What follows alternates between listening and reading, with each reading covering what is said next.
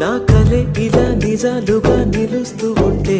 నా కథలనే కవితలే పిలుస్తూ ఉంటే ఈ వరాలుగా ఉల్లాసమే కురుస్తూ ఉంటే పెదవికి చంపా తగిలిన చోట పరవశమేదో తోడవుతుంటే పగలే అయినా గగనంలోన తారలు చేరెనుగా నిజంగా నేనేనా ఇలా నీ జలలో ఉన్నా ఇదంతా ప్రేమేనా ఎన్నో వింతలు చూస్తున్నా ఎదలో ఎవరో